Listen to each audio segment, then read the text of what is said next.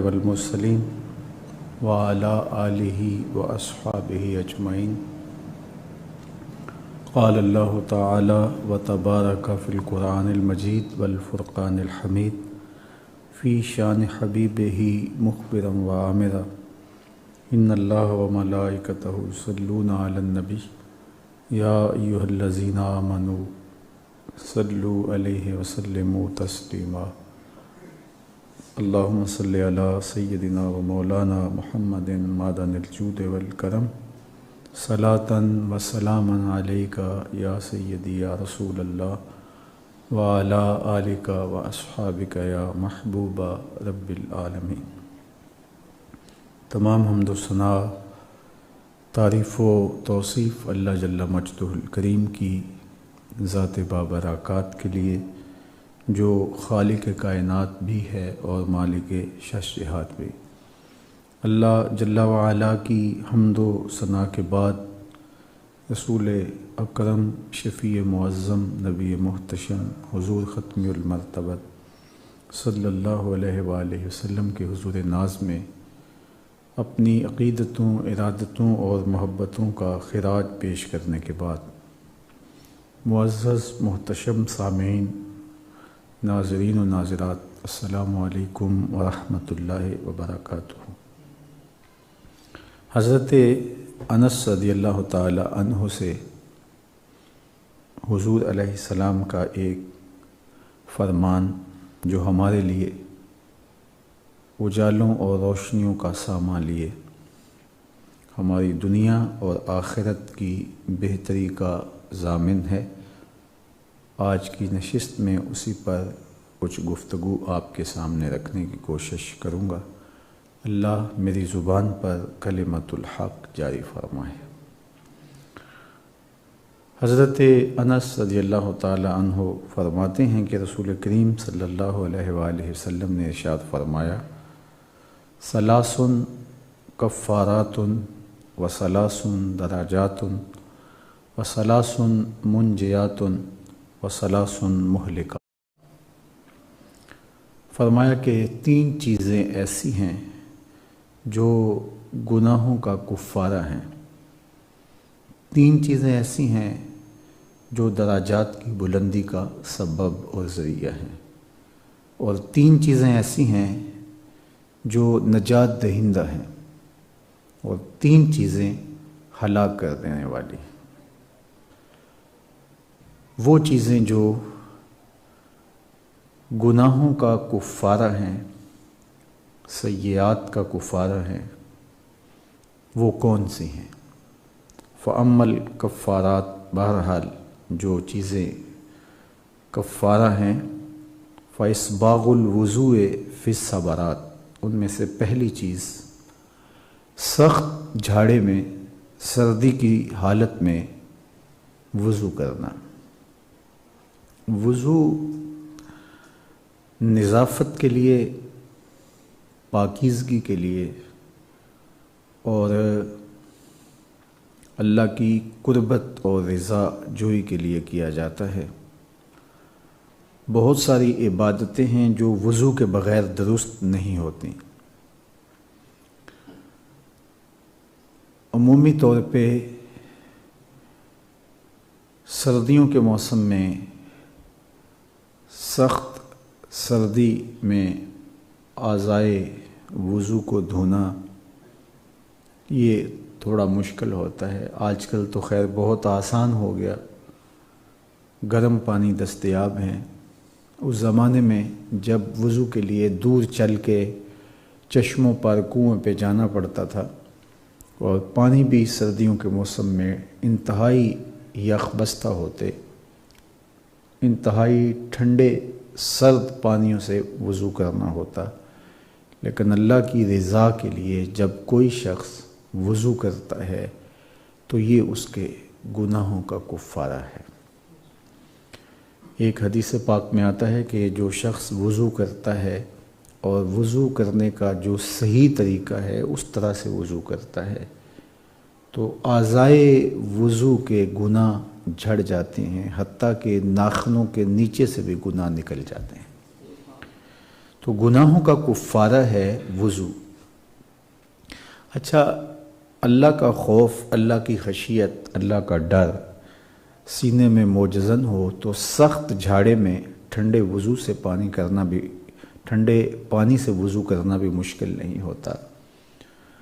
اور اگر اللہ کی توفیق حاصل نہ ہو تو موسم گرما میں بھی وضو کرنا کئیوں کے لیے مشکل ہو جاتا ہے۔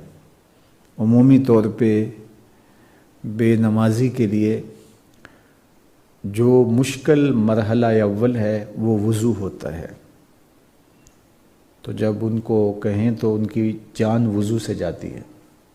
حالانکہ یہ بدن کی تنظیف ہے، صفائی ہے، ستھرائی ہے،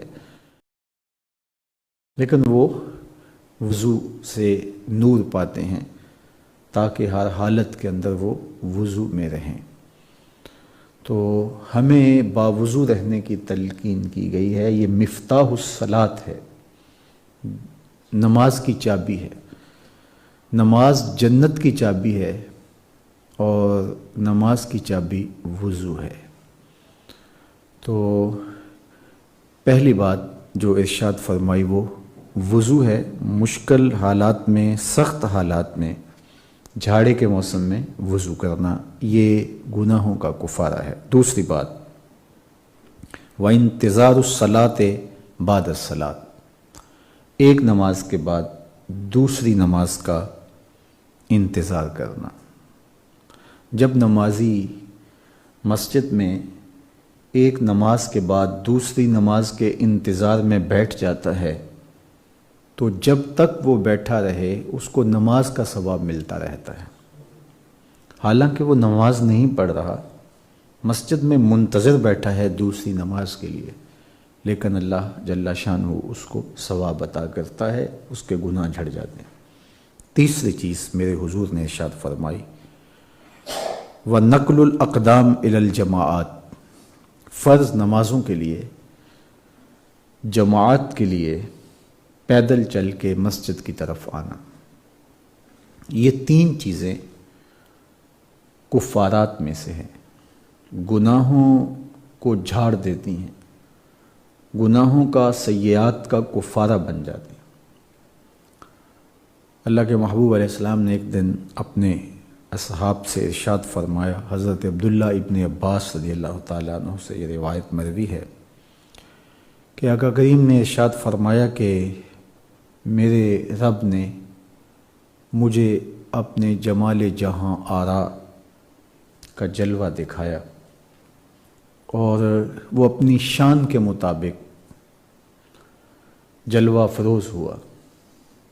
عطانی اللیلۃ ربی تبارک و تعالی فی احسن صورہ، تو جب راوی کہتا ہے کہ یہ خواب کی کہانی ہے، کسی خواب کا حضور نے ذکر کیا۔ بہرحال جب اس مرتبہ خاص سے حضور مشرف ہوئے تو بارگاہ قدس میں حاضر ہیں، تو ارشاد فرمایا، یا محمد صلی اللہ علیہ وسلم، حل تدری فیما یختصم الملأ الاعلی، یہ ملأ اعلیٰ میں جو فرشتے عالم بالا میں جو بحث کر رہے ہیں، گفتگو کر رہے ہیں، آپ جانتے ہیں کہ یہ کس عنوان سے گفتگو کر رہے ہیں؟ تو حضور فرماتے ہیں کہ میں نے کہا کہ میرے مالک میں نہیں جانتا۔ تو اللہ نے اپنا دست قدرت میرے دو کندھوں کے درمیان رکھا، یہ اس کی شان ہے، اپنی شان کے لائق اس نے اپنا ید نور میرے دو کندھوں کے درمیان رکھا، تو اس کا ید رحمت میرے کندھوں کے درمیان آنے کی دیر تھی کہ میرے سینے میں ٹھنڈ پڑ گئی، میں نے سینے میں ٹھنڈک محسوس کی، تو پھر اللہ نے ہر شے میرے سامنے روشن کر دی، اور کائنات کی ہر شے کو جو زمین و آسمان میں تھا میں نے سب کو دیکھ لیا، اور سارے علوم اللہ نے میرے سینے کے اندر ڈال دیے۔ حضور کی نگاہوں سے کائنات کی کوئی چیز مخفی اور پوشیدہ نہ رہی۔ تو جب یہ منظر ہوا تو پھر دوبارہ کہا یا محمد حل تدری فیما یختصم الملأ الاعلی، آپ جانتے ہیں ملأ اعلیٰ کہ مکینوں کی گفتگو کا عنوان کیا ہے، وہ کس عنوان سے بات کر رہے ہیں؟ تو ظاہر ہے اب پردے اٹھ گئے اور ید قدرت سے سینہ محمد صلی اللہ علیہ وآلہ وسلم منور ہو گیا، اب کوئی چیز مخفی نہیں رہی۔ تو کہتے ہیں کہ میں نے کہا کہ ہاں میرے مالک، وہ کفارات کے بارے میں، کفاروں کے بارے میں بات کر رہے ہیں، اور وہ جو گفتگو فرشتے کر رہے تھے وہ میرے اور آپ کے آقا و مولا نے اپنے غلاموں کو بتائی۔ وہ عنوان تھا کفارات کا، اور فرشتے ملائے اعلیٰ میں آپس میں بیٹھ کے جس عنوان سے بات کر رہے تھے وہ یہ گفتگو تھی کہ المکث فی المساجد بعد الصلوات والمشی علی الاقدام الی الجماعات واسباغ الوضوء فی المکارہ، کہ وضو پر وضو کرنا، مشکل حالت میں وضو کرنا، سخت جھاڑے میں، سردی میں وضو کرنا، اور پیدل چل کے مسجدوں میں آنا نماز کے لیے، جماعت کے لیے، اور مسجدوں میں ایک نماز کے بعد دوسری نماز کا انتظار کرنا، یہ ان کا عنوان تھا، یہ ان کی گفتگو تھی۔ اور پھر کہا وَمَنْ فَعَلَ ذَلِكَ عَاشَ بِخَيْرٍ وَمَاتَ بِخَيْرٍ وَكَانَ مِنْ خَطِيئَتِهِ كَيَوْمِ وَلَدَتْهُ أُمُّهُ، کہ جس نے یہ عمل کیا، یہ تین کام،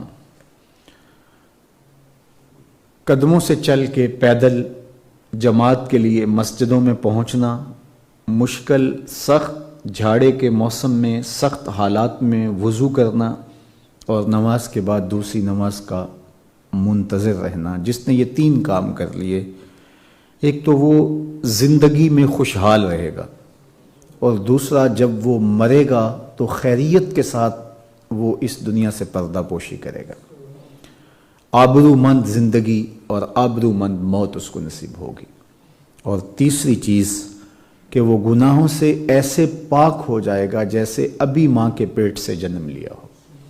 تو یہ تین چیزیں کفارات میں سے ہیں۔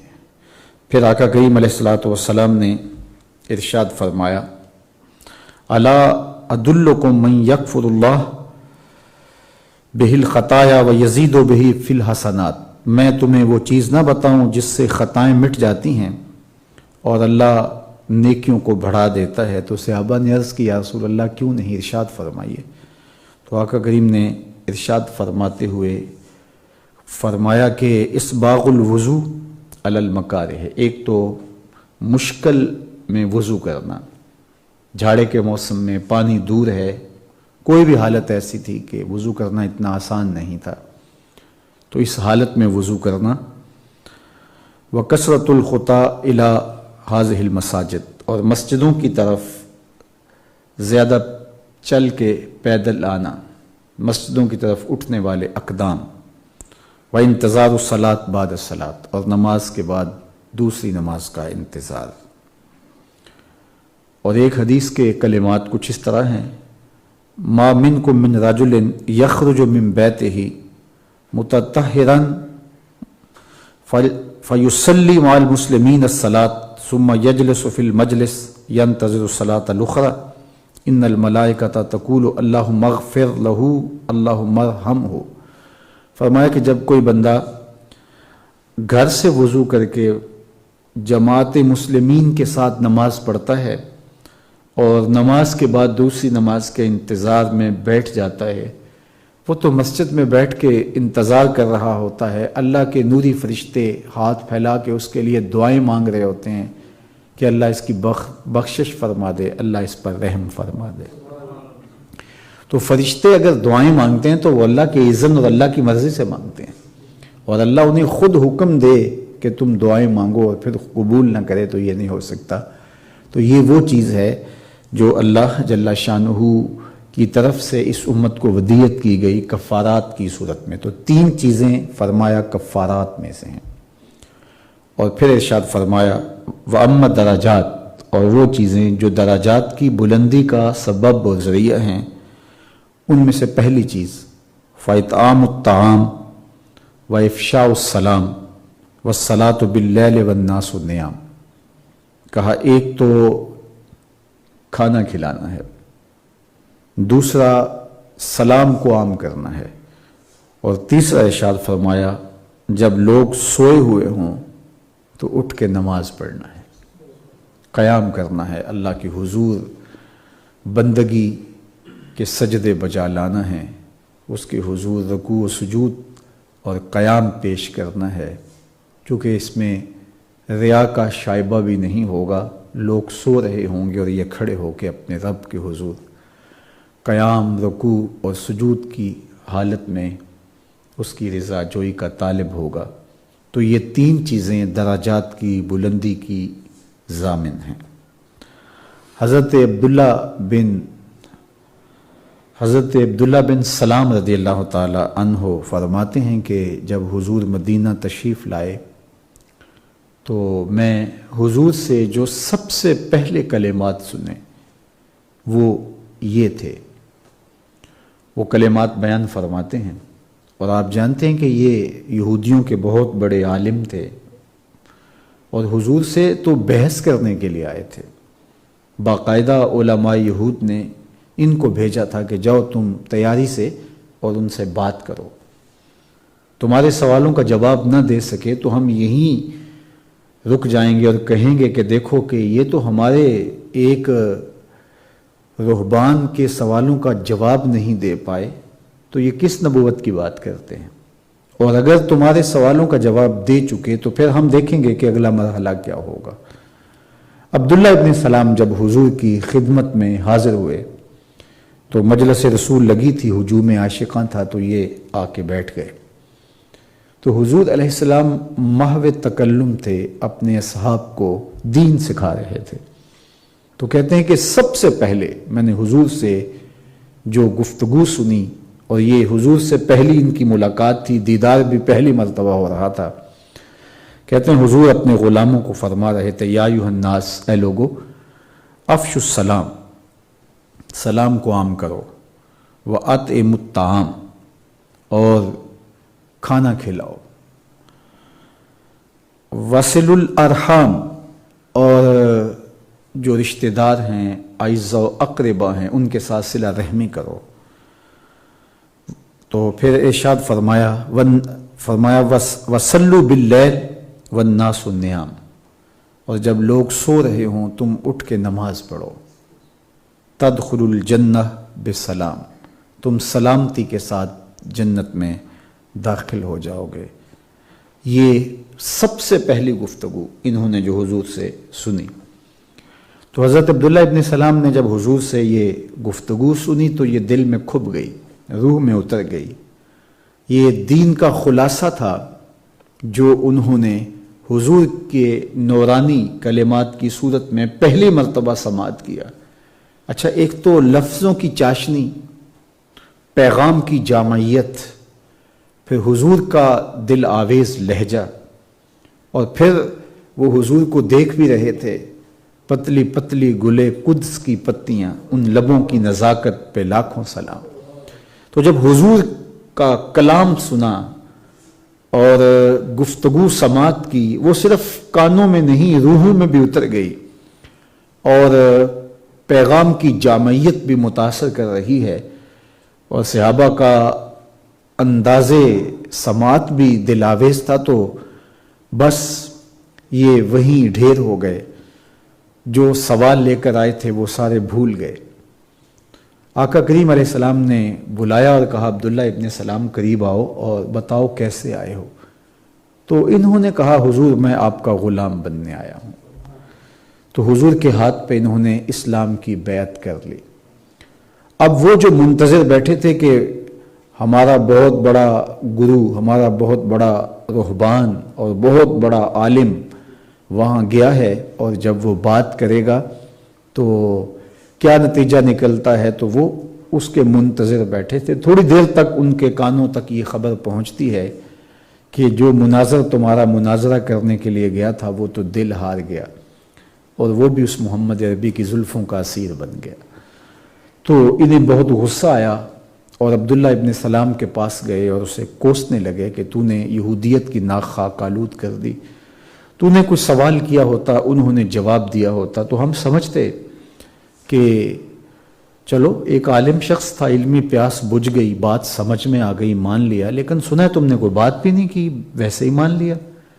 تو عبداللہ ابن سلام نے جو جواب دیا وہ سننے کے قابل ہے۔ فرمانے لگے کہ جب میں اس پیارے محبوب کے جمال جہاں آرا کو دیکھا اور ان کی نورانی گفتگو سنی، عرفت ان وجہہ لیس بوجہ کذاب، تو میں جان گیا یہ چہرہ کسی جھوٹے کا ہو ہی نہیں سکتا ہے۔ تو یہ تیری تک کے ادامہ میں مرید ہو گئی۔ تو حضور کی غلامی کا توق گلے میں ڈالا اور عبداللہ ابن سلام رضی اللہ تعالی عنہ پھر اسلام کے عظیم مبلغ بنے۔ تو یہ حدیث ان سے مروی ہے، فرماتے ہیں سب سے پہلے حضور سے جو میں نے کلام سنا، سب سے پہلے حضور کی جو گفتگو میں نے سنی وہ یہی تھی کہ یا ایھا الناس افشوا السلام، اے لوگو سلام عام کرو، وَأَطْعِمُوا الطَّعَامَ، اور لوگوں کو کھانا کھلاؤ، وَصِلُوا الْأَرْحَامَ، اور صلہ رحمی کرو، رشتہ داروں کے ساتھ سلوک اچھا کرو، وَصَلُّوا بِاللَّيْلِ وَالنَّاسُ نِيَامٌ، اور لوگ سو رہے ہوں اور تم اٹھ کے مصلی بچھاؤ اور اس کے حضور سجدہ ریزیاں کرو اور نماز ادا کرو، تدخل الجنت بسلام، تم سلامتی کے ساتھ جنت میں داخل ہوگے۔ تو یہ 4 کام حضور نے کرنے کا حکم دیا اور اس کا نتیجہ دخول جنت کی صورت میں ارشاد فرمایا۔ تو اللہ کے محبوب علیہ الصلوۃ والسلام نے ہمیں قیام اللیل کا حکم دیا، لوگوں کو کھانا کھلانے کی تلقین کی اور سلام کو پھیلانے کا ارشاد کیا۔ ایک شخص آیا حضور کی خدمت میں، اس نے کہا کہ السلام علیکم، تو آقا کریم علیہ السلام نے جواب ارشاد کیا اور پھر فرمایا کہ 10 نیکیاں۔ تو دوسرا شخص آیا تو اس نے کہا السلام علیکم ورحمۃ اللہ، تو حضور نے فرمایا 20۔ تو تیسرا شخص آیا تو اس نے کہا السلام علیکم ورحمۃ اللہ وبرکاتہ، تو حضور نے فرمایا 30۔ تو آج ہم دیکھیں ہماری زندگی میں سلام کو اس طرح شامل کر دیا گیا، ہمارے دین نے ہمیں یہ تحفہ دیا، آغوش مادر سے ہمیں یہ مزاج ملا کہ ہم ایک دن میں کتنی مرتبہ السلام علیکم السلام علیکم السلام علیکم ورحمۃ اللہ وبرکاتہ سارا دن کتنی مرتبہ کہتے ہوئے پھرتے ہیں، اور ایک مرتبہ کہنے سے السلام علیکم 10 نیکیاں اور السلام علیکم ورحمۃ اللہ کہنے سے 20 نیکیاں، السلام علیکم ورحمۃ اللہ وبرکاتہ کہنے سے 30 نیکیاں نصیب ہوتی ہیں۔ اور ہمیں کھانا کھلانے کی تلقین کی گئی ہے۔ حضرت سیدنا شیخ عبد القادر جیلانی علیہ رحمہ و رضوان فرماتے ہیں کہ آدھا فقر ننگوں کو لباس پہنانا اور بھوکوں کو کھانا کھلانا ہے، باقی سب کچھ آدھا فقر ہے۔ تو آدھی فقیری لوگوں کی ضروریات کو پورا کرنا اور ان کو کھانا کھلانا ہے، عزت سے بٹھائیں، ان کو کھانا کھلائیں، دوستوں کو بھی، رشتہ داروں کو بھی، امراء کو بھی، غرباء اور مساکین کو بھی، ان کی عزت نفس کا خیال رکھتے ہوئے ان کو آپ کھانا کھلاتے ہیں، تو یہ درجات کی بلندی کا سبب اور ذریعہ ہے۔ اور تیسری چیز ہمارے دین میں جو بلندی درجات کا ذریعہ ہے وہ راتوں کا قیام ہے۔ اللہ کے محبوب علیہ الصلوۃ والسلام کے یہ فرمان آپ نے سنے، اور راتوں کے قیام کے حوالے سے ایک تاکید اور ارشاد فرمائی گئی، وہ سن لیجئے۔ علیکم بقیام اللیل، تمہارے اوپر وہ چیزیں جو تمہیں آتش دوزخ سے، قیامت کے دن، فضائے اکبر کے دن، سختیوں سے، مشکلات سے، اللہ کے قہر و غضب سے، ناراضگی سے جو تمہیں محفوظ رکھتی ہیں، بچاتی ہیں، وہ 3 چیزیں ہیں۔ ان میں سے پہلی چیز فالعدل فی الغضب والرضا، فالعدل فی الغضب والرضا، آپ غصے میں ہوں یا آپ خوشی کے عالم میں ہوں، حالت سرشاری میں ہوں، دونوں صورتوں کے اندر عدل کے کلمے کو نہیں چھوڑنا۔ بعض کا تو ہوتا ہے کہ بندہ غصے میں غلط فیصلے کر جاتا ہے، یا پھر وہ جب بہت خوشگوار موڈ میں ہوتا ہے تو پھر بھی فیصلے غلط کر جاتا ہے۔ تو ہمارے دین نے ہمیں ہر حالت کے اندر ترازو کے دونوں پلڑوں کو برابر رکھنے کی تلقین کی ہے، اور ہمیں ترازو کے دونوں پلڑے برابر رکھنے کا حکم دیا ہے۔ تو کہا ایک تو تم نے یہ کرنا ہے کہ تم نے عدل و انصاف اور جو ہے وہ توازن جو ہے اس میں فرق نہیں آنے دینا۔ عدل و انصاف کسی بھی حالت میں تم ہو، تمہیں عدل و انصاف کے ساتھ رہنا ہوگا۔ اللہ تعالیٰ نے قرآن مجید میں ایک مقام پہ ارشاد فرمایا وَأَقْسِطُوا إِنَّ اللَّهَ يُحِبُّ الْمُقْسِطِينَ، عدل سے کام لو، اللہ عدل کرنے والوں سے محبت کرتا ہے۔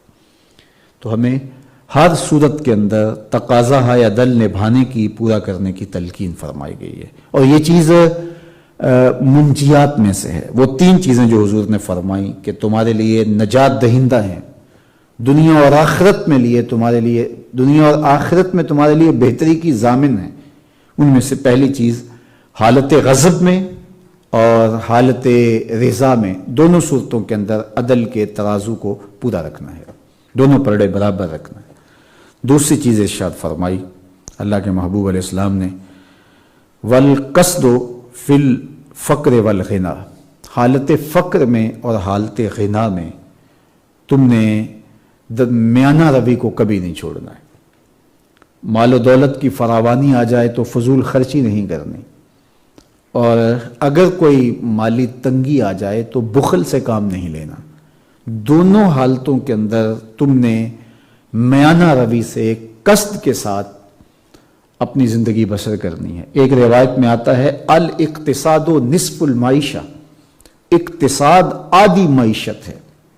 جو شخص میانہ روی سے چلتا ہے کبھی کنگال نہیں ہوتا۔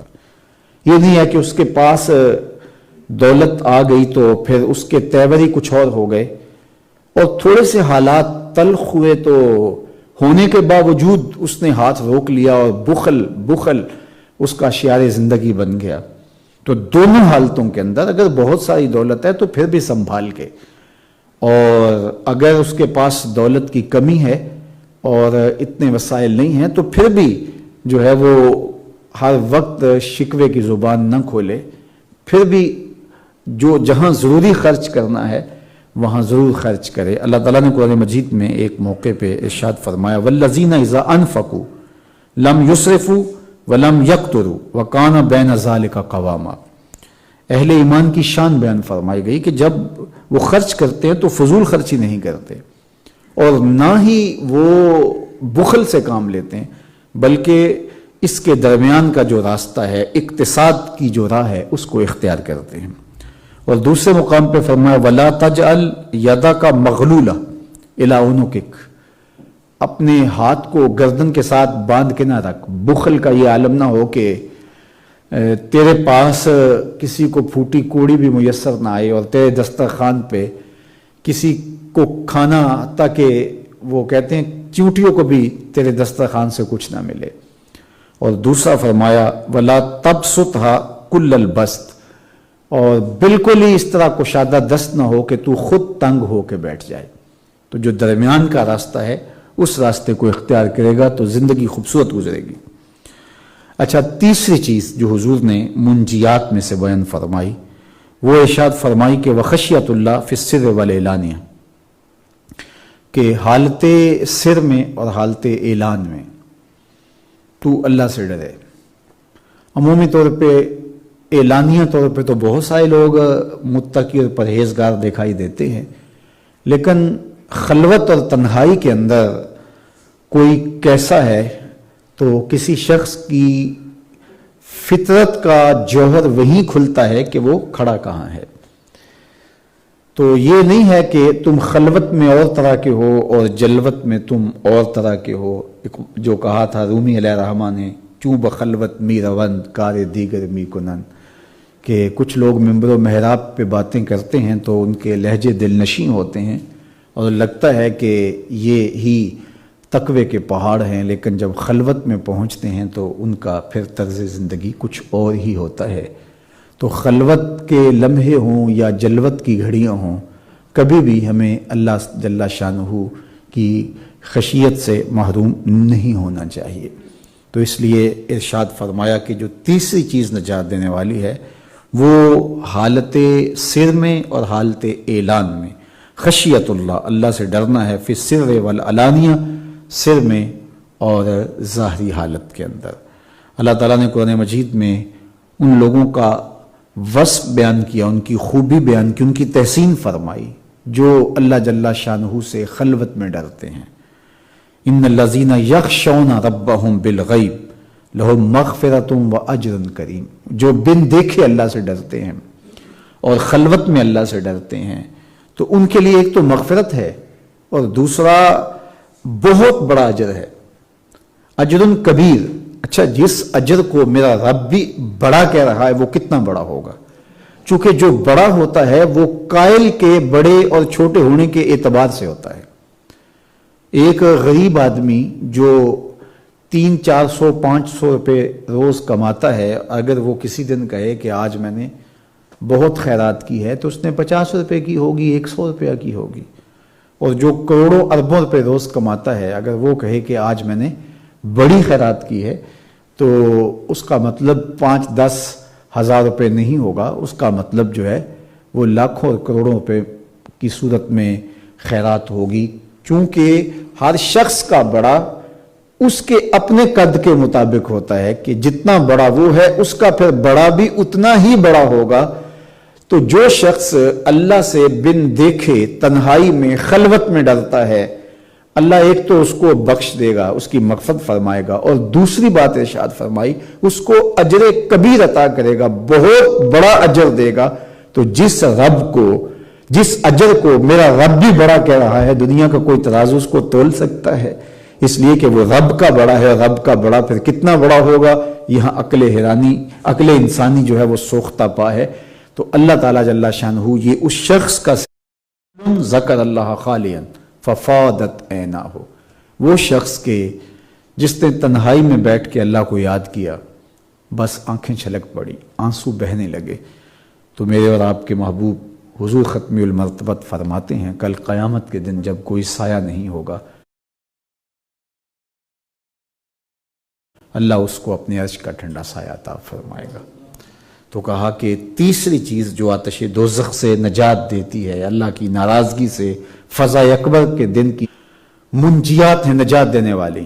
اور پھر فرمایا کہ 3 چیزیں ایسی ہیں جو ہلاک کر دینے والی ہیں، جو بربادی کا سبب اور ذریعہ ہیں۔ وہ 3 چیزیں کون سے ہیں؟ فرمایا وَأَمَّا الْمُهْلِكَاتِ، وہ چیزیں جو ہلاک کر دینے والی ہیں، ان میں سے پہلی چیز فَشُحٌ مُطَاعٌ، ایسا لالچ جس لالچ کے پیچھے انسان چل پڑتا ہے۔ شح ایسی لالچ کو کہتے ہیں کہ جو اس کے پاس میسر نہیں ہے، اس کے فراق میں وہ جلنے لگے، اس کی طلب میں بے چین ہو، جو اس کو حاصل نہیں ہے، کہ جو میسر نہیں ہے اس کی شدید طمع، اور اس طمع میں وہ اپنے آپ کو پاگل کر رہا ہے، اپنے آپ کو پگھلا رہا ہے، اور جو اس کو میسر ہے پھر اس پر سانپ بن کے بیٹھ گیا اور جہاں ضرورت ہو وہاں بھی خرچ نہیں کرتا۔ تو یہ ہے شح، تو لالچ۔ لیکن اس کے ساتھ ایک صفت رکھی اور وہ ہے کہ فشح مطاع، وہ شح، وہ لالچ جس کی پیروی ہو، جس کی اتباع کی جائے۔ یعنی انسان کی طبع کے اندر کسی نہ کسی درجے میں لالچ تو موجود ہوتا ہی ہے، یہ انسانی طبع ہے، انسانی کمزوریاں ہیں۔ تو لالچ کا موجود ہونا اور اسی طرح انسان کی طبع کے اندر بخل کا کسی نہ کسی طرح سے موجود ہونا، کسی نہ کسی درجے میں پایا جانا، یہ بھی انسان کی فطری کمزوری ہے۔ بلکہ اللہ کے محبوب علیہ السلام نے جب کوئی شخص صاحب اولاد ہو تو اس کی کمزوریوں کا ذکر کرتے ہوئے ارشاد فرمایا کہ جو اولاد ہوتی ہے مبخلتن مجبنتن، یہ 2 وصف پیدا کرتی ہے انسان کی طبع کے اندر۔ 2 چیزیں جو اس کے اندر پہلے سے موجود ہوتی ہیں ان کو ذرا ابھار دیتی ہے، ان کو زیادہ کر دیتی ہے۔ ایک یہ بخل پیدا کر دیتی ہے اور دوسرا یہ تھوڑا سا بزدل بنا دیتی ہے. جب بندہ صاحب اولاد نہیں ہوتا تو اس وقت تو وہ سنبھالا نہیں جاتا اور وہ اپنی زندگی کے تیور کچھ اور رکھتا ہے، اور اسی طرح اخراجات کے اندر بھی وہ بالکل کشادہ ہوتا ہے، لیکن جو ہی اولاد ہوتی ہے تو پھر وہ کسی مشکل جگہ میں کودنے سے پہلے سوچتا ہے کہ میرے بچے ہیں، اور اسی طرح وہ خرچ کرنے سے پہلے سوچتا ہے کہ میرے بچوں کی ضروریات بھی ہیں. تو میرے اور آپ کے آقا و مولا نے فرمایا کہ اولاد مبخلتن و مجبنتن، یہ بخیل بھی بنا دیتی ہے اور بزدل بھی بنا دیتی ہے. تو یہ چیزیں تھوڑی تھوڑی پیدا کرتی ہیں. تو اس لیے یہ انسان کی فطرت میں لالچ بھی رکھا گیا ہے، کہیں بخل بھی انسان کی فطرت میں رکھا گیا ہے. لیکن یہاں شح جو مجموعہ ہے بخل اور طمع کا، ہر بخل اور ہر طمع جو ہے وہ ہلاک کر دینے والا نہیں ہے. وہ بخل اور وہ طمع جو مطاع بھی ہے، یعنی جس کی پیروی میں آپ لگ جائیں، آپ پھر اس بخل اور اس طمع کے غلام بن جائیں اور اپنی زندگی اس کے اثر میں گزارنے لگ جائیں. ایک ہے کہ اندر سے ایک چیز اٹھتی ہے، آپ اس کو دباتے ہیں اور جہاں آپ نے کھڑا ہونا ہوتا ہے وہاں ہوتے ہیں، جہاں ضرورت ہوتی ہے وہاں خرچ کرتے ہیں. ایک چیز آپ کی آرزو ہوتی ہے کہ مجھے یہ مل جائے، لیکن آپ ہر وقت اسی خیال میں تو نہیں لگے رہتے. کبھی آپ کے اندر سے خیال اٹھا اور ایک بھبوکی کی صورت کے اندر پھوٹا، لیکن آپ نے پھر اس کو دبا دیا اور اپنے کام لگ گئے. تو ایسا تو ہوتا ہے، اور یہ ساری زندگی انسان کے ساتھ چلتا رہتا ہے. تمام عمر طوفان سے کھیلتے گزری، نیا کے ڈوبنے کا ڈر بھی رہا. تو انسان کی زندگی میں تو یہ چلتا ہے. لیکن اب وہ جو اس کے اندر سے وسوسے اور خیال اور یہ بیماریاں جو ہیں، جب وہ راستہ تلاش کرتی ہیں تو یہ ان کو راستہ دیتا ہے اور ان کا غلام بن جاتا ہے. تو یہ ہے شح مطاع، ایسا لالچ کہ جس کی یہ پیروی کے اندر لگ گیا اور یہ ہلاک کر دینے والا ہے. اللہ کے محبوب علیہ السلام نے ارشاد فرمایا ایاکم والشح، فرمایا کہ تم شح سے یعنی لالچ اور بخل سے بچو. فإنما ہلاک من کان قبلکم بالشح، تم سے قبل جو لوگ تھے ان کو اس چیز نے ہلاک کر دیا. امرہم بالبخل فبخلوا وامرہم بالقطیع فقطعوا وامرہم بالفجور ففجروا. اس لالچ نے ان کو حکم دیا بخل کا، شح نے، تو وہ بخل کرنے لگ گئے. اسی لالچ نے قطع رحمی کا حکم دیا کہ رشتہ داروں سے ملتے رہیں گے تو یہاں خرچ کرنا پڑے گا. تو انہوں نے کنارہ کشی اختیار کر لی اپنا پلہ بچانے کے لیے، اپنا دامن بچانے کے لیے. اور اسی لالچ نے ان کو گناہوں پر ابھارا اور وہ گناہوں پر آمادہ ہو گئے. رشوت بھی لینے لگے، کسی کا مال بھی غصب کرنے لگے، زیادتی بھی کرنے لگے، لوٹ مار بھی کرنے لگے. تو کہا کہ اس شح نے پچھلی قوموں کو برباد کر کے رکھ دیا. تو تم لالچ کے مرض میں یوں مبتلا نہ ہو جانا کہ تم پچھلی قوموں کی طرح ہو جاؤ، بلکہ تم اپنے دامن کو بچاؤ اور اپنی حفاظت کرو. اللہ تعالیٰ نے قرآن مجید میں ارشاد فرمایا وَمَن یُوقَ شُحَّ نَفْسِهِ فَأُولَٰئِکَ هُمُ الْمُفْلِحُونَ، جو اپنے نفس کو لالچ سے بچا گیا تو وہ فلاح پا گیا، وہ کامیاب ہو گیا، وہ بامراد ہو گیا. لالچ مار دیتا ہے. لالچ کرنے والے نظریات پر بھی کمپرومائز کر لیتے ہیں، عمل برباد ہو جاتا ہے، زندگی بے چین ہو جاتی ہے، دنیا کا چین بھی لٹ جاتا ہے، آخرت بھی برباد ہو جاتی ہے. ایک روایت کے لفظ ہیں لا یجتمع الشح والایمان فی قلب عبد ابدا، کسی بندے کے دل میں شح اور ایمان کبھی بھی دونوں جمع نہیں ہوتے. تو اللہ ہمیں اس سے محفوظ فرمائے. تو فرمایا کہ پہلی چیز جو ہلاک کر دینے والی ہے وہ ہے شح مطاع، وہ شح جس کی اطاعت کی جائے، شح مطاع. دوسری چیز وہوى متبع، اور وہ خواہشات جن کی پیروی کی جائے، جن کے پیچھے چلا جائے. اسی طرح جس طرح صرف شح نہیں کہا گیا، مطاع ساتھ کہا گیا، اور یہاں صرف خواہشات نہیں کہی گئی بلکہ وہ خواہشات جن خواہشات کی تکمیل میں آپ لگ جائیں اور اپنی زندگی لگا دیں. چونکہ خواہشات کا پیدا ہو جانا، آرزوؤں کا جنم لینا، عیش و عشرت کی زندگی کی تمنا پیدا ہو جانا، یہ تو اندر سے چیزیں اٹھتی رہتی ہیں. لیکن یہ تمہارا مزاجی زندگی نہ بن جائے کہ تمہاری زندگی کا سارا لف و نشر اس کے لیے ہو اور تم اپنی خواہشات کی تکمیل کے لیے، اپنی آرزوؤں کی تکمیل کے لیے اپنی زندگی بسر کر دو، زندگی کے حقیقی مقصد کو فراموش کر دو جس لیے تم دنیا پر آئے تھے، جس لیے تم تخلیق کیے گئے تھے، جس کے لیے تم پیدا کیے گئے، وہ تمہیں یاد ہی نہ رہے اور ساری زندگی اپنی نفسانی خواہشات کے پیچھے زندگی بسر کر دو، زندگی گزار دو۔ تو اس لیے فرمایا کہ دوسری چیز جو ہلاک کر دینے والی ہے وہ ہے، اللہ کے محبوب نے ارشاد فرمایا وَهَوًا مُتَّبَعٌ، ایسی خواہشات جن کی پیروی کی جاتی ہے، جن کی اتباع کی جاتی ہے۔ اور اللہ نے قرآن مجید میں ارشاد فرمایا أَرَأَيْتَ مَنِ اتَّخَذَ إِلَٰهَهُ هَوَاهُ، آپ اس شخص کو دیکھتے ہیں جس نے اپنی خواہشات کو اپنا معبود بنا لیا، اپنی خواہشات کو اپنا خدا بنا لیا۔ اللہ اکبر۔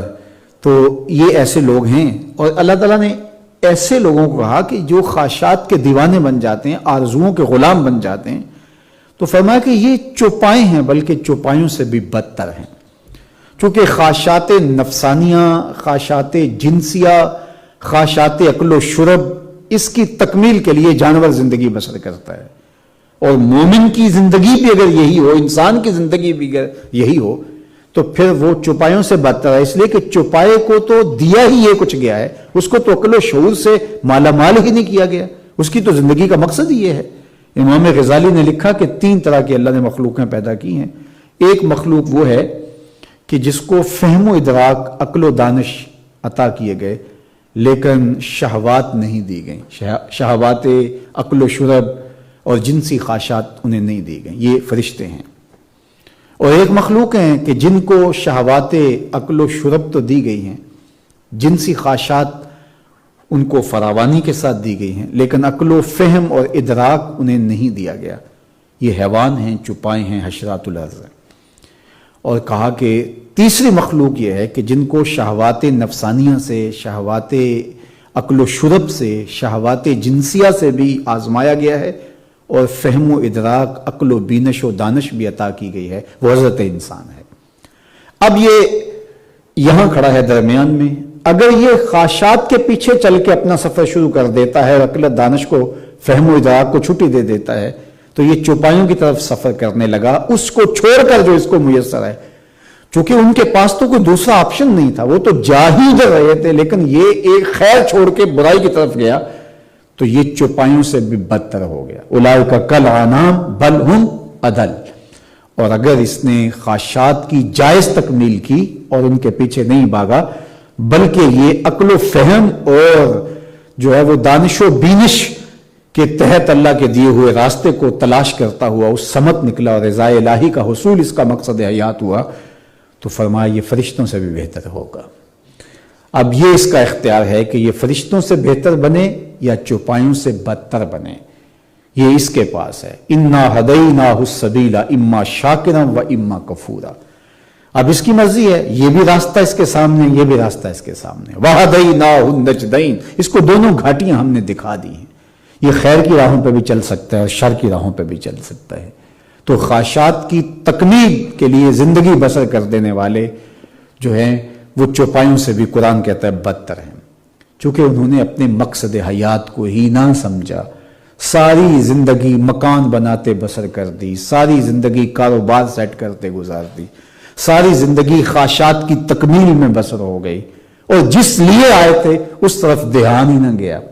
تو پھر مقصد کیا ہوا زندگی کا؟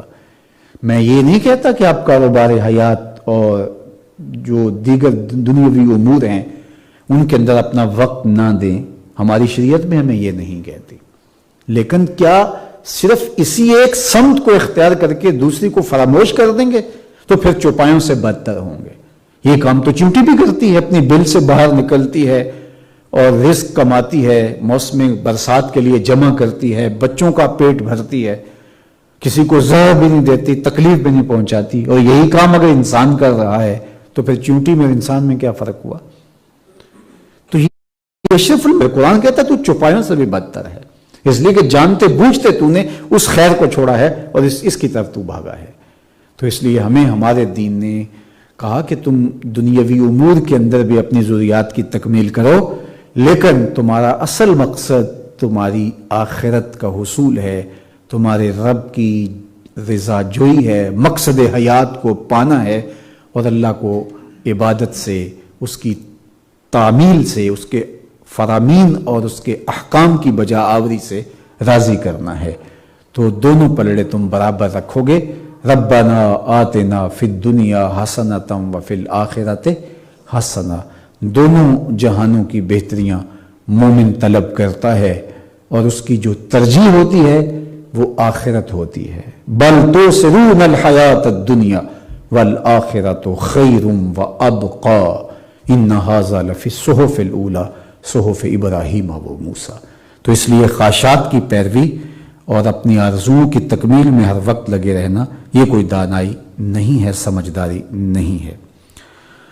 اور جو لوگ اپنی خواہشات اور اپنی آرزوؤں کی بجائے اپنے رب کی اور اپنے مالک کی فرما برداری میں لگے رہے، تو آئیے قرآن نے ان کے لیے کیا ارشاد فرمایا۔ ارشاد ہوا وَأَمَّا مَنْ خَافَ مَقَامَ رَبِّهِ وَنَهَى النَّفْسَ عَنِ الْهَوَىٰ فَإِنَّ الْجَنَّةَ هِيَ الْمَأْوَىٰ، جس نے اللہ کے حضور کھڑا ہونے سے جو اس بات سے ڈرا کہ میں اپنے رب کا سامنا کیسے کروں گا، جو وَأَمَّا مَنْ خَافَ مَقَامَ رَبِّهِ، جو اپنے رب کے سامنے کھڑا ہونے سے ڈرا، وَنَهَى النَّفْسَ عَنِ الْهَوَىٰ، اور پھر اس نے اپنے آپ کو، اپنے نفس کو خواہشات سے بچایا، ایسی خواہشات جن خواہشات کی تکمیل سے شریعت اسلامیہ نے روکا تھا، ان سے رک گیا کہ یہ 4 دن کی زندگی تو ٹوٹ کے بکھر جانے والا خواب ہے، اصل تو آخرت تھا اور میں اللہ کے حضور پیش ہونا ہے۔ تو وہ اللہ کے حضور کھڑا ہونے سے ڈرا کہ کیسے کھڑا ہوں گا۔ اللہ اکبر۔ حضرت سری سختی رضی اللہ تعالیٰ عنہ فرماتے ہیں کہ میں اس بات سے ڈرتا ہوں کہ اللہ کا سامنا کیسے کروں گا۔ اور حضرت اقبال نے تو یہاں کیا بات کہی، کہتے ہیں میں تو اس بات سے ڈرتا ہوں کل قیامت کے دن حضور کا سامنا کیسے کروں گا۔ تو غنی از ہر دو عالم من فقیر، روز محشر عذرہائے من پذیر، گر تو می بینی حسابم ناگزیر، از نگاہ مصطفیٰ پنہا بگیر۔ مالک تو غنی ہے، تو میرا حساب نہ لینا، یوں ہی معاف کر دینا، تجھے کیا فرق پڑتا ہے، لیکن اگر میرا حساب لینا لازم اور ضروری ہی ٹھہرا تو میرے پہ یہ کرم نوازی ہو کہ حضور کے سامنے میرا حساب نہ لینا، کہ میں حضور کا سامنا نہیں کر سکتا۔ تو جو اللہ کے سامنے کھڑے ہونے سے ڈرا اور اپنے آپ کو، اپنی خواہشات کو لگام ڈال لی، اپنی آرزوؤں کو کنٹرول کر لیا، اپنی بے تاب تمناؤں کے آگے بند باندھ دیا، رک گیا، باز آ گیا برے کاموں سے جو اللہ کی ناراضگی کا سبب ہیں، قیامت کے دن جب مالک کے سامنے پیش ہوں گا تو شرمندگی ہوگی۔ اللہ اکبر۔ تو وہ ڈر گیا، تو اللہ فرماتا ہے کہ فَإِنَّ الْجَنَّةَ هِيَ الْمَأْوَىٰ، اس کا ٹھکانہ پھر جنتیں ہوں گی، اس کو اللہ جنت کے بالا خانے عطا فرمائے گا۔ اللہ اکبر۔ تیسری چیز جو اللہ کے محبوب نے ارشاد فرمائی کہ جو ہلاک کر دینے والی ہے وہ ہے وَإِعْجَابُ الْمَرْءِ بِنَفْسِهِ، کوئی شخص اپنے آپ کو دیکھے کہ میں ہوں، واہ واہ زمانے میں میرے جیسا کون ہے۔ ایجاب النفس، ایجاب المرء بنفسه، اپنے آپ کو دیکھنا، اپنی جوانی، اپنی ڈیل ڈول، اپنا حسن، اپنا مال، اپنی دولت، تو یہ خود پسندی جس کو کہتے ہیں، خود پسندی یہ ہلاک کر دینے والی چیز ہے۔ اور آپ جانتے ہیں کہ یہ خود پسندی سے ہی ہلاکت کا آغاز ہوا اس دنیا پر۔ جب اللہ تعالیٰ نے ابلیس کو کہا کہ میرے شاہکار کو سجدہ کر، تو اس نے کہا انا خیر منہ، میں بہتر ہوں۔ تو اس نے اپنے آپ کو دیکھا، اس کی انانیت اور خود پسندی نے اس کو حکم الہی کی تعمیل سے روک دیا اور آدم علیہ السلام کے سامنے سجدہ کرنے سے اس کو منع کر دیا۔ یہ اس کے اندر سے پھوٹتی ہوئی اس کی خود پسندی، اس کا تکبر تھا۔ اس نے کہا انا خیر منہ، اور باقاعدہ دلیل لے کے کھڑا ہو گیا، خلقتنی من نار وخلقتہ من طین، تو نے مجھے آگ سے بنایا ہے، اسے مٹی سے بنایا ہے۔ آگ کو جلائیں تو وہ ابلتی ہے، اوپر کی طرف اٹھتی ہے، اور مٹی کو آپ پھینکیں تو وہ نیچے کی طرف آتی ہے۔ تو لہٰذا آگ افضل ہے، مٹی مفضول ہے، افضل مفضول کو سجدہ کیوں کرے؟ میں نہیں کروں گا سجدہ۔ اللہ اکبر۔ اللہ اگر چاہتا تو اس کا جواب دے سکتا تھا، لیکن اللہ نے اس سے کوئی بحث نہیں کی، بلکہ فرمایا میرے دربار سے نکل جا، فخرج منہا فإنک رجیم، دفع ہو جا، تو دتکارا ہوا ہے، مردود ہے۔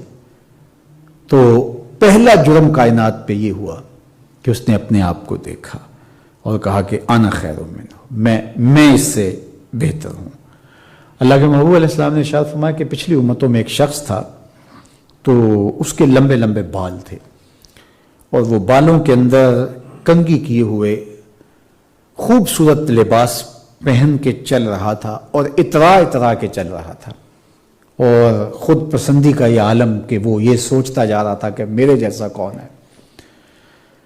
اس نے خوبصورت جوڑا پہنا ہوا تھا اور لمبے بال اور ان کے اندر کنگھی کی ہوئی تھی، اور اس طرح اترا کے چل رہا تھا۔ تو اللہ کے محبوب علیہ السلام فرماتے اذا خسف اللہ بہ فہو یتجلجل الی یوم القیامہ، اللہ نے اس کو وہیں زمین میں دنسا دیا، قیامت تک وہ دنستا ہی چلا جائے گا۔ آج اگر کوئی ایسا واقعہ نہیں ہوتا تو یہ حضور کی رحمت کا صدقہ ہے، یعنی حضور کی وجہ سے اس طرح کے عذاب خسف بھی اور مسخ بھی ختم کر دیے گئے، یعنی پہلے شکلیں بدل دی جاتی تھیں اور زمین میں لوگ دھنسا دیے جاتے تھے جب کوئی اللہ کے قہر و غضب کو دعوت دیتا، لیکن اس امت میں حضور کے صدقے ایسا نہیں ہے، پتھر اترتے تھے، قومیں ملیا میٹ کر کے رکھ دی جاتی تھی بندروں کی شکل کے اندر، اور باقی خنازیر کی شکل کے اندر لوگ متبدل ہو گئے، کیا کچھ نہیں ہوا ماضی کے اندر۔ اور کفار نے کہا کہ اے اللہ اگر تیرا رسول سچا ہے فَأَمْطِرْ عَلَيْنَا حِجَارَةً مِّنَ السَّمَاءِ، تو آسمان سے ہمارے اوپر بھی پتھر نازل کر۔ دیکھیے جب عقل انسان کی الٹ جائے تو کیسی باتیں کرتا ہے بہکی، حالانکہ انہیں کہنا چاہیے تھا اے اللہ اگر تیرا رسول سچا ہے تو ہمارے دلوں میں ہدایت ڈال دے، ہم کیوں پھر اس کی مخالفت کر رہے ہیں؟ اگر تیرا رسول سچا ہے تو ہمیں ہدایت دے دے۔ لیکن کیا کہتے ہیں؟ اگر تیرا رسول سچا ہے تو آسمان سے پتھر نازل کر ہمارے اوپر۔ اب کتنا بڑا چیلنج ہے، لیکن میرے اللہ نے کیا جواب دیا؟ وَمَا كَانَ اللَّهُ لِيُعَذِّبَهُمْ وَأَنْتَ فِيهِمْ۔ محبوب یہ تو منہ سے عذاب مانگ رہے ہیں، جنہوں نے نہیں مانگا تھا ہم نے ان کو بھی عذاب کی لپیٹ میں یوں پیس کے رکھ دیا کہ پھر ان کی چیخیں بھی سننے والا کوئی نہیں تھا اور ان کا نشان بھی باقی نہ بچا۔ تو کہا کہ ہم تو ایسے بھی عذاب دیتے ہیں اور یہ منہ سے مانگ رہے ہیں، لیکن اس کے باوجود منہ مانگا عذاب ان کو اس کے باوجود پھر بھی نہیں دیں گے۔ وَأَنْتَ فِيهِمْ، محبوب ان کے اندر تو جو رہتا ہے، تیرے صدقے سے ہم ان کو عذاب نہیں دیں گے۔ تو مسخ بھی، خسف بھی، اور آسمان سے پتھروں کا نازل ہونا اور دیگر عذاب اس امت پر نہیں ہے۔ یہ عمومی طور پہ جو کہا جاتا ہے کہ کرونا عذاب الہی ہے، تو یہ عذاب اس معنی میں آپ کہہ سکتے ہیں اس کو کہ یہ آزمائش اور ابتلا ہے، لیکن اس طرح کا عذاب اللہ تعالیٰ اس امت کے لیے ختم کر دیا ہوا ہے، یہ حضور کے صدقے سے کر دیا ہوا ہے۔ جنہوں نے حضور کو بھی ستایا، دکھ دی، اذیتیں دی، ان قوموں کو بھی یوں ملیا میٹ نہیں کیا۔ کہا محبوب تو رحمت للعالمین ہے، صرف رحمت للمسلمین نہیں ہے، تو تمام جہانوں کے لیے رحمت ہے، تو تیری رحمت کی وجہ سے ان کو ہم ابھی ڈھیل دیں گے، پکڑیں گے صحیح، نولہ ما تولی ونصلہ جہنم وساءت مصیرا، جدھر جاتے ہم جانے دیں گے، جانے دیں گے، جانے دیں گے۔ دیکھو نا، یہاں سے اللہ نہ کرے کوئی سانپ نکل آئے، کوئی بچھو نکل آئے اور آپ ہاتھ میں جوتا لے کے اس کے پیچھے مارنے کے لیے دوڑیں، اور حکم بھی ہے اقتل الموذی قبل ان یؤذی، قبل اس سے کہ موذی تمہیں ایذا دے تم اس کو قتل کر دو۔ آپ کے چہرے پہ جلالت ہے اور ہاتھ میں جوتا ہے اور بچھو اور سانپ کے پیچھے دوڑ رہے ہیں۔ آج کل قرآن مجید جو ہیں وہ گھروں کے اندر کھلے رہتے ہیں اور تلاوت کا ماحول رہتا ہے، تو کوئی خاتون خانہ قرآن پڑھ رہی تھی، قرآن کھلا ہوا تھا اور بچھو نے چھلانگ لگائی اور قرآن مجید کے اوپر، جلد کے اوپر بیٹھ گیا۔ آپ کے ہاتھ میں جوتا ہے، اس بچھو کو ماریں گے؟ کیا غصہ ٹھنڈا ہو گیا؟ نہیں۔ کیا اس سے صلح ہو گئی؟ نہیں۔ اس نے قرآن کے دامن میں پناہ لے لی ہے۔ تو آپ انتظار کریں گے کہ جب تک یہاں بیٹھا ہے نہیں ماروں گا، اترے گا تو چھوڑوں گا نہیں۔ اللہ فرماتا نولہ ما تولی، جو کرتے ہیں اب کرنے دے، محبوب تیری رحمت کے دامن میں بیٹھے ہوئے، ابھی کچھ نہیں کہوں گا۔ لیکن جب وقت آئے گا تو پھر یہ دیکھیں گے ان بطش ربک لشدید، تیرے رب کی پکڑ کتنی سخت ہے۔ تو یہ حضور کے صدقے سے جو ہے وہ اس امت پر یہ آسانی رہی کہ ایسا نہیں ہوتا۔ تو کہا کہ وہ شخص جو فاخرانہ لباس میں اور بال سنوار کر کے اکڑ اکڑ کے چل رہا تھا، دھنسا دیا گیا زمین میں، اور میرے حضور فرماتے ہیں کہ وہ آج تک دھنستا ہی چلا جا رہا ہے۔ تو کبھی بھی تکبر کی چال نہ چلیں، کبھی بھی اطراء کے نہ چلیں، کبھی بھی یہ نہ سمجھیں کہ میں کوئی باکمال شخص ہوں۔ عجز کے دائرے میں اپنی زندگی گزارنے کا مزاج سیکھیں۔ اللہ تعالیٰ کو عجز ہی پسند ہے۔ من تواضع للہ برفعہ اللہ، جس نے تواضع اختیار کی اللہ نے اس کو سر بلند کر دیا، اور جو اکڑنے والا ہوتا ہے وہ جو ہے وہ سر نگوں ہوتا ہے، ذلیل و رسوا ہوتا ہے۔ تو میرے اور آپ کے آقا و مولا نے ارشاد فرمایا کہ 3 چیزیں کفارات ہیں: ٹھنڈے موسم میں وضو کرنا، اور مسجد کی طرف چل کے جانا، اور ایک نماز کے بعد دوسری نماز کا انتظار کرنا۔ اور 3 چیزیں درجات کی بلندی کا سبب اور ذریعہ ہیں: سلام پھیلانا، کھانا کھلانا، اور راتوں کو قیام کرنا۔ اور 3 چیزیں فرمایا کہ وہ تمہارے لیے نجات دینے والی ہیں: غضب اور رضا میں خوشی اور سرشاری اور غصے دونوں حالت میں انصاف کے ترازو کو برابر رکھنا، اور حالت فقر میں اور حالت غنا میں دونوں حالتوں میں میانہ روی سے چلنا، اور اعلانیہ اور ظاہری طور پہ اللہ جل شانہ کا ڈر آپ کے وجود پہ موجود رہے، آپ کی زندگی میں موجود رہے۔ اور 3 چیزیں میرے حضور نے فرمائی کہ وہ ہلاک کر دینے والی ہیں۔ ان میں سے پہلی چیز شہن مطاعن، وہ لالچ جس لالچ کو آپ اپنا اوڑھنا بچھونا بنا لیتے ہیں، اور دوسری چیز ارشاد فرمائی ہوان متبعن، خواہشات جو آپ کو اپنے گھیرے میں لے لیتی ہیں، اور ہر وقت تم اپنے نفس کی خواہش کے مطابق زندگی گزارتے ہو۔ اور تیسری چیز میرے حضور نے ارشاد فرمائی ایجاب المرء بنفسہ، کوئی شخص اپنے آپ کو دیکھے کہ میں ہی میں ہوں۔ اس نے کہا زندگی میں، وہ کسی بندے نے کہا کہ دنیا پہ بندے 2 ہی ہیں، ایک تو اور ایک میں۔ اس نے کہا اگر صحیح دیکھے تو میں ہی میں ہوں، تو بھی تو نہیں ہے نا۔ تو دیکھنے والے پھر اپنے آپ کو ہی دیکھتے ہیں کہ میں ہی ہوں زمانے میں۔ تو یہ شیطان کا کہا ہوا قول ہے، آنا خیر منہ ہو۔ تو اللہ ہم سب کو اپنے خاص کرم کے دائروں میں رکھے، اپنے فضل اور اپنے احسان اور اپنی پناہوں کے حصار میں رکھے۔ وآخر دعوانا ان الحمد للہ رب العالمین، الحمد للہ رب العالمین، والصلاة والسلام علی اشرف الانبیاء والمرسلین۔ مالک اٹھے ہوئے ہاتھ کبھی بھی خالی نہ موڑنا، پھیلی ہوئی جھولیاں رحمتوں سے بھر دینا، بخت کی بہاریں نصیب کرنا، مقدر کی خزائیں رخصت کر دینا۔ جیئیں تو تیرے لیے، مریں تو تیرے دین کے لیے، اور زندگی کی آخری ہچکی تک تیرے رسول کے وفادار رہیں۔ ہر علت سے، ہر قلت سے، ہر ذلت سے رہائی عطا کر دے، اپنے پاک نبی کے در کی گدائی عطا کر دے، نفس و شیطان کے مکر سے، دجل و تلبیسات سے ہماری حفاظت فرمانا۔ صلی اللہ تعالی علی النبی الامین۔